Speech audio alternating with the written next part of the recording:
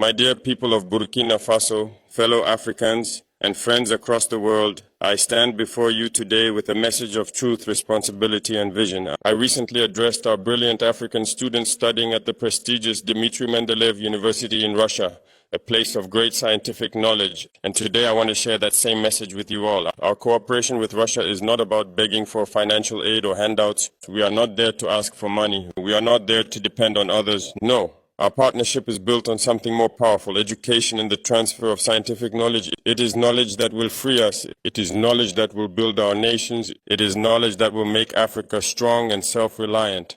I saw young Africans studying chemistry, radiotechnology, and advanced sciences, subjects that our countries urgently need to master. Yet many of us back home study these subjects only in theory. From high school to university, we learn to balance chemical equations, calculate thermodynamic values, and memorize scientific laws, but we do not practice them. Since my school days, I remember how students struggled with the periodic table. Some joke that Mendeleev, who created the table, did it just to confuse us. Why? Because we never saw how it applied to real life.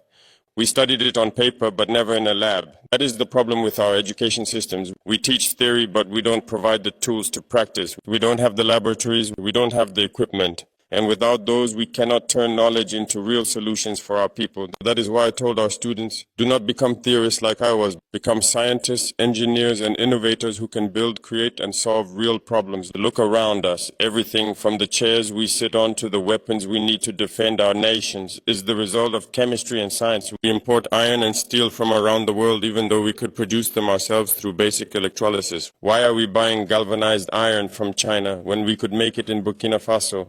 We are at war. We need ammunition. Burkina Faso, Mali, and Niger produce cotton. And from cotton you get cellulose, which is used to make gunpowder. So why are we not producing it? Because we have not learned to apply chemistry in real life. Even the armor that protects military vehicles is made from a specific type of steel, created by adding elements like carbon. It's not magic, it's science. And it's science we already understand on paper. But until we practice it, we will remain dependent. Look at the missiles and technologies Russia has developed.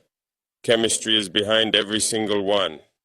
Even the fuel that powers a rocket is chemistry. These are things we must be able to do ourselves. And let me say this clearly.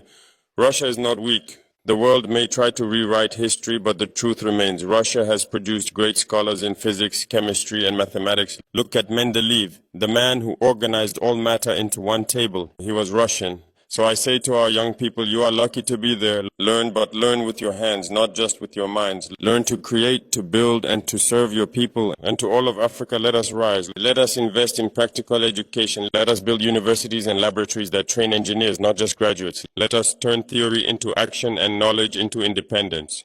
The future of Burkina Faso and the future of Africa depends on it. Thank you. May God bless Burkina Faso. May God bless Africa.